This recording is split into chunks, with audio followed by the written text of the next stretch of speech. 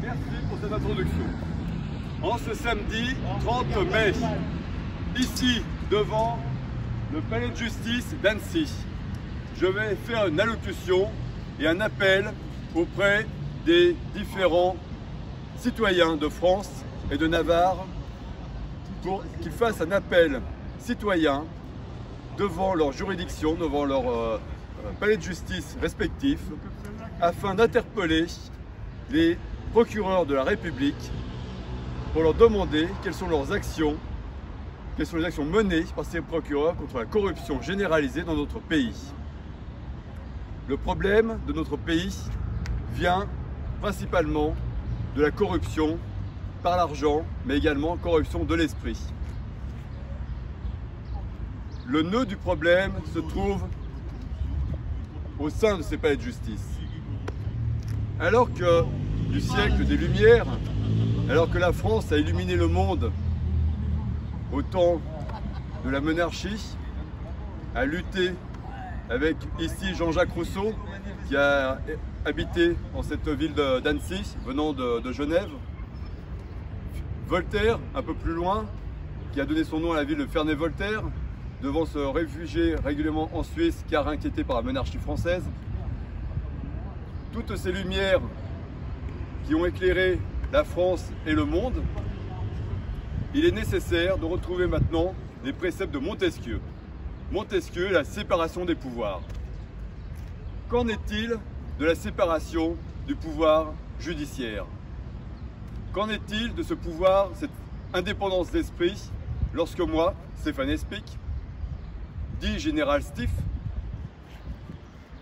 quand je suis en OPEX, avec ma tarte sur la tête, de chasseur alpin, comme marqué derrière, comme le Port-Salut, ou sans bétonio, lorsque je n'ai plus ma tarte sur la tête, car je suis en garde à vue grâce à ces gentils policiers, qui ont deux supérieurs sur la tête.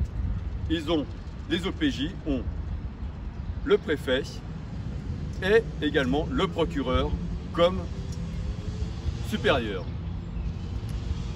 Moi, Stéphane Espic, inquiété tant de fois pour avoir outragé l'Empire, qui tant de fois, c'est ce doigt qui tant de fois outragé l'Empire, tant de fois, et ne ferait rien pour moi si ça va changer, car le droit est avec nous.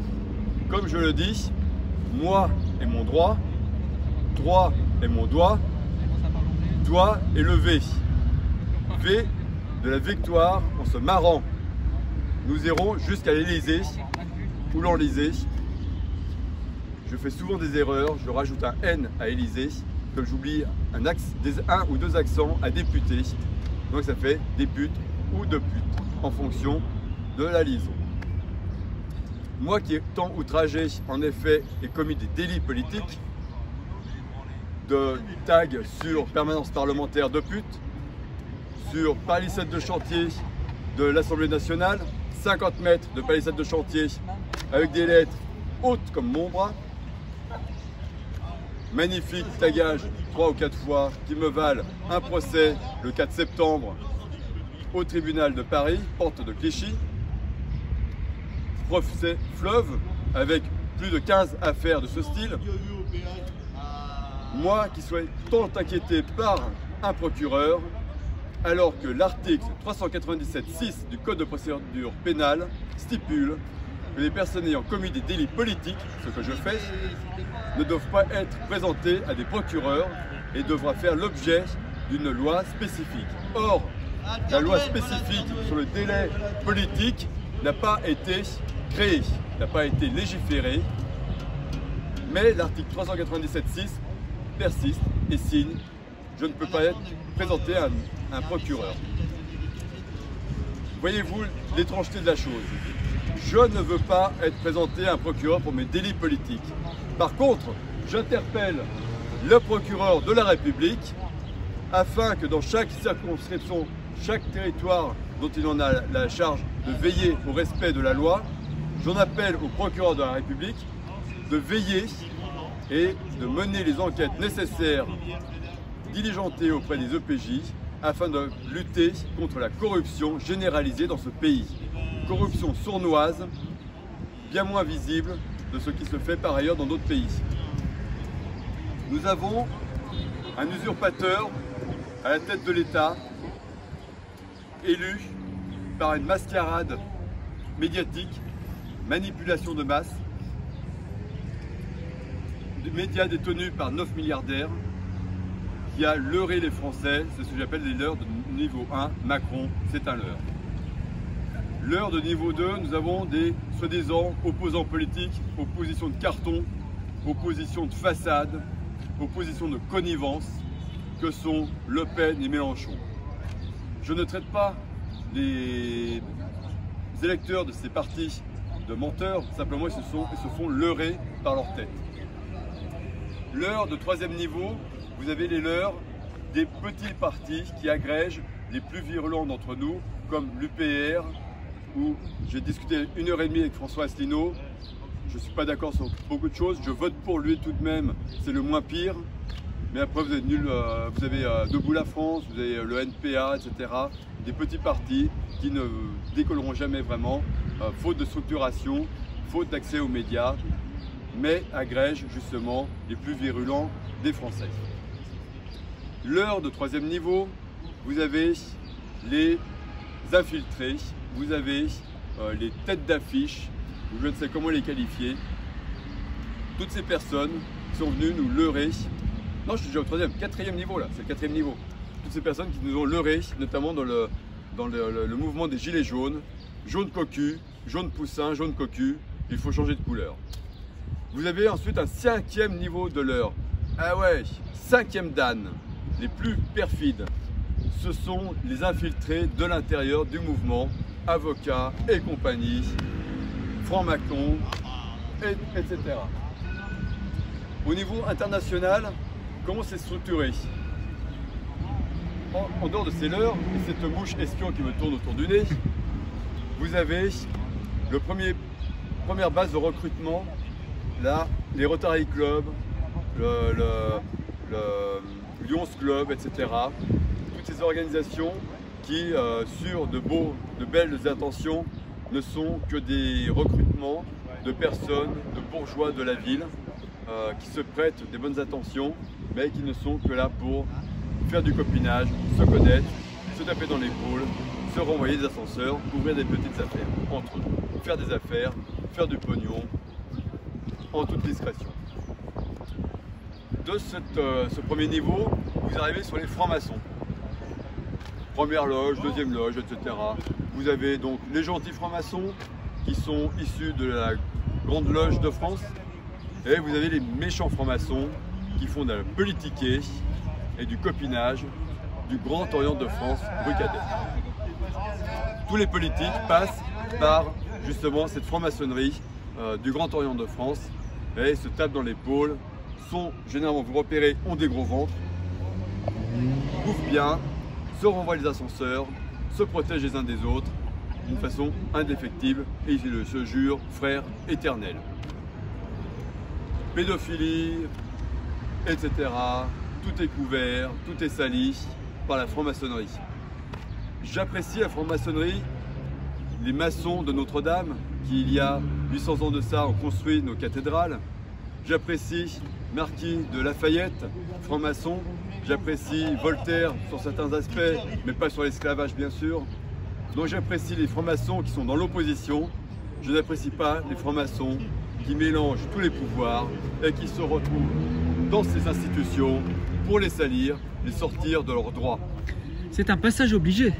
Je crois que tous les hauts magistrats sont forcément... Comme l'a dit Flamby, à un certain niveau, vous êtes obligé de devenir franc-maçon si vous voulez réussir en politique. Flamby, c'est donc Hollande, François Hollande. Au-dessus de la franc-maçonnerie, de ce haut niveau, du Grand Orient de France, vous allez arriver sur le congrès annuel de la bien-pensance à Davos, chez vous, en Suisse. Ici, le gratin se mélange et va se sélectionner pour le haut du panier où nos politiques vont se faire adouber dans le cercle Bilderberg qui s'est tenu à Montreux l'année dernière, où a été adoubée une certaine Ursula von der Leyen, qui quelques semaines après est devenue présidente de la Commission européenne, ancienne ministre de la Défense allemande, propulsée par Macron. Macron qui lui a envoyé à une autre commissaire qui s'est fait claquer, ancienne ministre éphémère des armées. Nos armées bien désarmées. Désarmées, tout accroché, nos armées sont désarmées. On va faire un sous-titrage pour tout comprendre. Et bien sûr, au-dessus du Bilderberg, vous avez le haut du panier, les grands argentiers.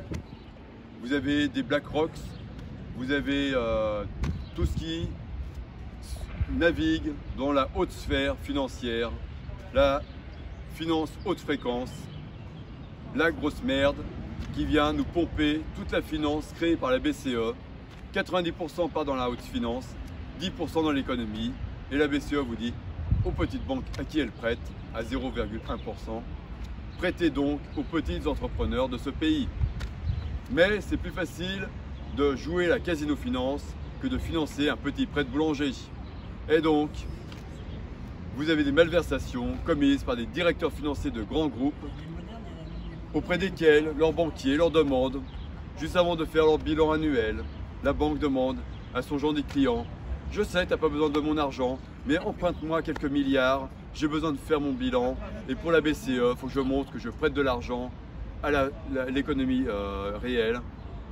Tu me rembourses dès que j'ai fait mon bilan, le lendemain. Foutage de gueule, monumental, mascarade politicienne, mascarade financière,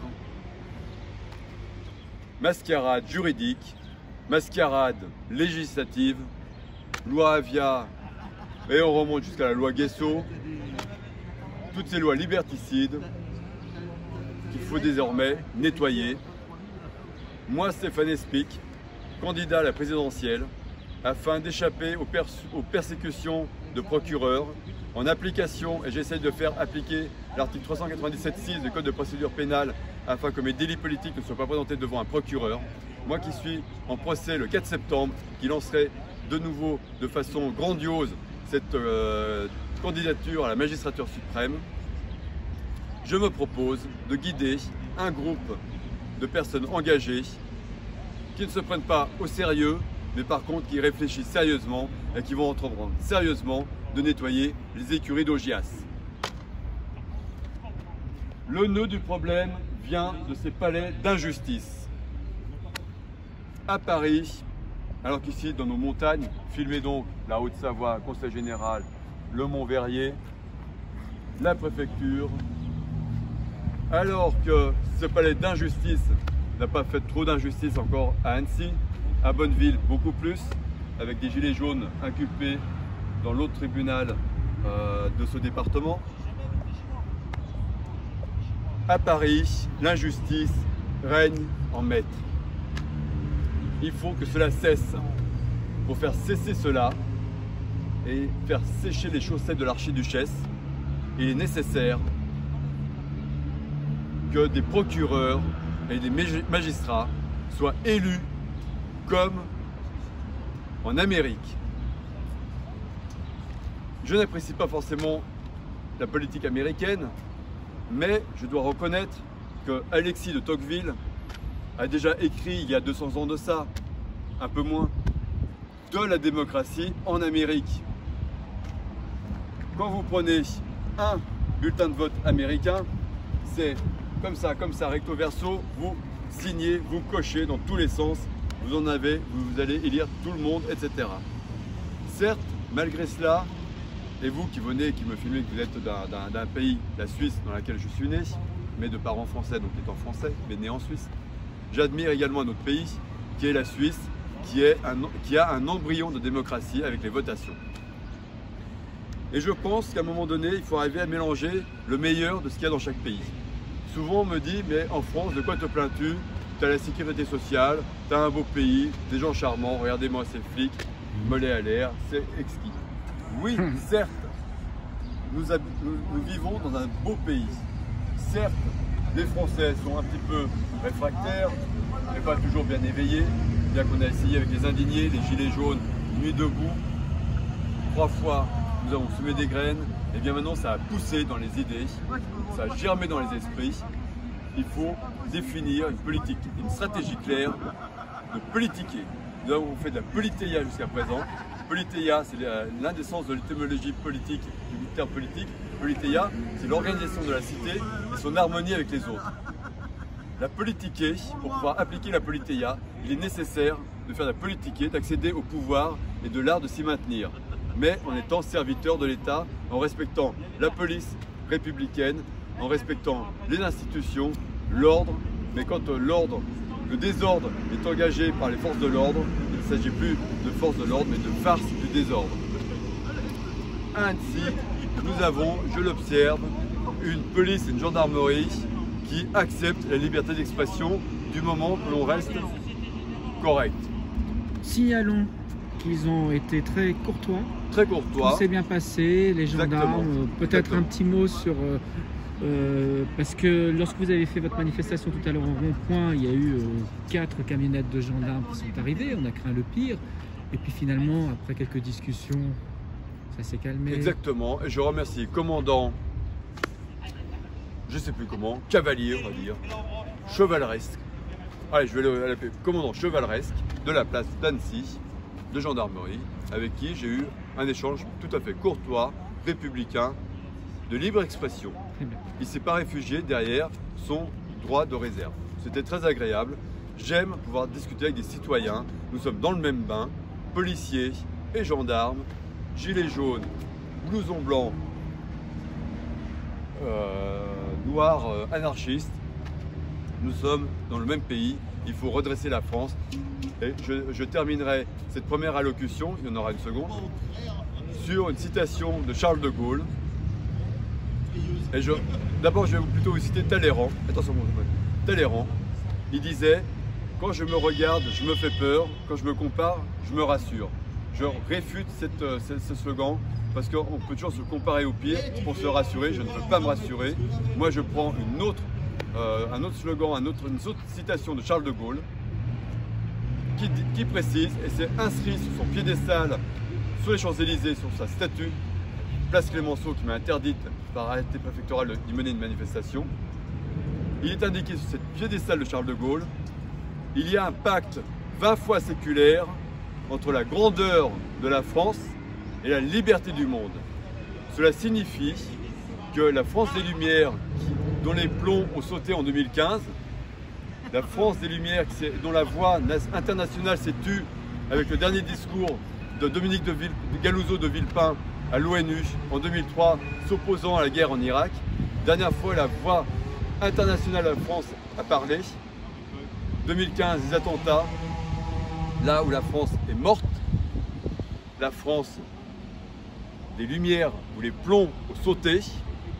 Moi, Stéphane Espic, je vous propose de vous mener à la victoire républicaine et démocratique par un coup d'éclat démocratique qui se fera en place de Paris. J'ai avec moi une liste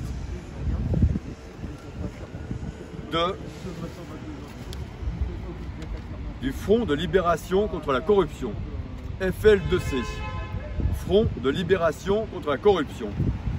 Et je vais vous le lire, il a été en partie écrit par le général maître linéaire, maître cube, maître au carré, maître Wilfrid Paris. Donc, pour libérer la France de la corruption, il faut s'inspirer de l'antivirus des ordinateurs, à savoir créer un véritable pouvoir judiciaire antivirus contre la corruption. La justice est actuellement un service public aux ordres du pouvoir exécutif. Elle doit devenir un pouvoir indépendant au sens de l'autonomie des pouvoirs comme défini par Montesquieu, c'est-à-dire une justice élue par le peuple, pour le peuple et avec le peuple. Cette histoire de 3 fois le peuple est mentionnée dans la Constitution américaine de 1776, sur laquelle également je m'appuie. George Washington était le parrain du marquis de Lafayette, jeune marquis extrêmement riche, mais dès ses 16 ans était orphelin de père et de mère. Et donc, avec son oncle, instruit par la France des Lumières, son oncle lui a dit « Va voir ce qui se passe dans les colonies d'Amérique anglaise ». Il a armé un navire, il est parti, il a combattu, il a été nommé général par Washington.